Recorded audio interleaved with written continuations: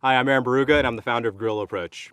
I'm a former Green Beret, and my training specializes in preparing law enforcement officers for complex attacks and active shooter situations. The intent of this video is to start a discussion among law enforcement and other organizations that are tasked with combating domestic terrorism and active shooters in the more complex attacks we've seen of recent. Typically within the domestic training community, we see that officers and deputies are prepared to get in very short but violent shootings. These typically last between 1 and 3 seconds and happen at very short distance. What we're seeing recently is that officers are not getting involved in shootings, they're getting involved in gunfights. These gunfights are very different at a conceptual level. The biggest thing being that they are a sustained fight.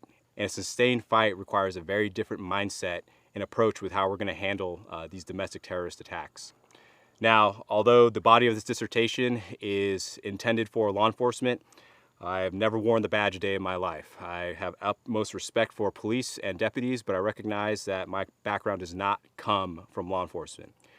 Where my background does come from is being a Green Beret in Special Forces and my time spent overseas. I think there's actually a lot of similarities between how certain special operation missions are conducted overseas and how law enforcement might be able to apply similar tactics. Where the similarity comes into play is often the sensitive nature and visibility of special operations missions. Guys have to be very controlled with their use of force because unnecessary damage, unnecessary loss of life can alienate a foreign country's population and destroy the relations that the U.S. has with that country. I think that's very similar to the application that law enforcement is seeing with how they engage in special missions to combat active shooters or more complex terror attacks. The law enforcement has to be very decisive when they do decide to use force. They can't just go in guns blazing. They have to know when the right time is to actually, shoot around downrange, and then they have to be accountable for it afterwards. So there's some similarities between, I think, the level of accountability that a lot of our officers are being held to and what we would see overseas with a very high visibility special operations mission that could have very damaging effects at the state level if something were to go wrong. Something to think about with a lot of training is that a lot of the training we do on the flat range only makes us good at getting in fights on the flat range. It's very hard to model training so that we have something that enforces marksmanship and prepares our mind for the real world with scenarios. A lot of times it's very easy to create marksmanship exercises where everybody gets on a line, you shoot at a bunch of cardboard targets, you write down scores and times.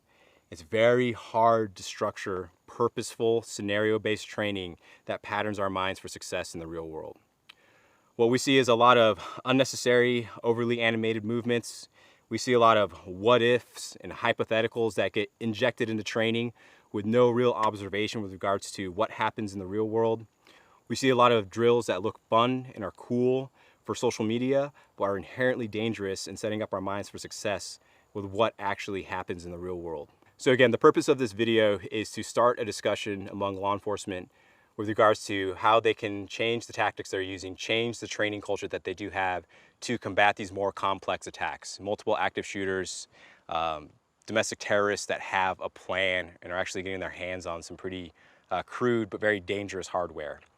So we want to see a shift in training culture, but we want to understand the why and the how. We don't want to just unnecessarily start applying military tactics to our streets because that's probably not going to happen because of political reasons, and a lot of training organizations within departments would probably not let that happen because of the liability. So what we want to do is we want to prepare our officers for the sustained fight. We don't want to focus on just shootings that are over very quickly that allow you to be static and not have to have a more adaptive mindset. We want to set them up for success by looking at some of the more realistic scenarios we're encountering on our streets, how we can use military tactics within reason and use them appropriately so that we can actually put our officers at an advantage with regards to combating these more spectacular attacks.